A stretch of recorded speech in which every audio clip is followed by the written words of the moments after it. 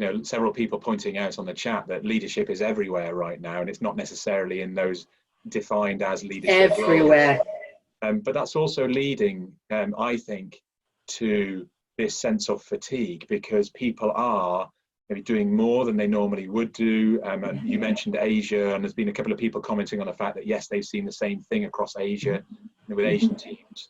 And I certainly have had a couple of calls this week where there's been concern about some of the people in the organisation. And Alistair Dornan's pointed out that there's quite a bit of insight, there's quite a bit of sort of support to the C-suite around this and around trying to manage this. But what about support wider in the organisations and for employees? And Alison Kerr's asking a similar sort of thing. How are we trying to, what actions are you taking within your own business to guide and prepare managers to help their teams remain engaged and energized throughout this?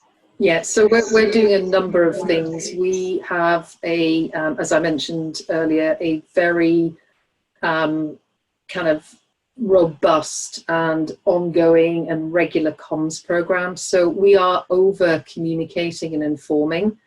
We're actually working with our leaders and managers around helping them with communications. We have a global people team. We've done webinars on how to work from home to deal with, fatigue and stress. We've got a big well-being program running right now. We've also guided, we adopted LinkedIn Learning as a platform, actually just before we went into the crisis, and we're helping our leaders and our managers, look at training and learning for them in terms of, handling the situation, but also helping them, select the right programs of learning for their people. And I have to say, some of my network have said we've just turned off all learning and development, and my response to that is why?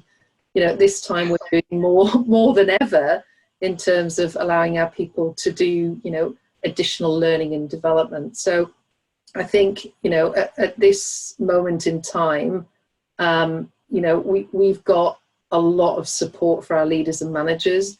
The great thing is, and to your point earlier, Chris, we're seeing leaders or leadership, to be correct, appearing in all levels of our business.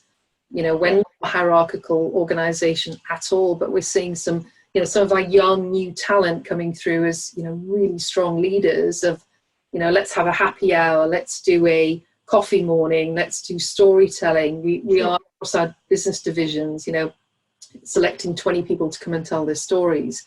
Simple things like this is creating this network.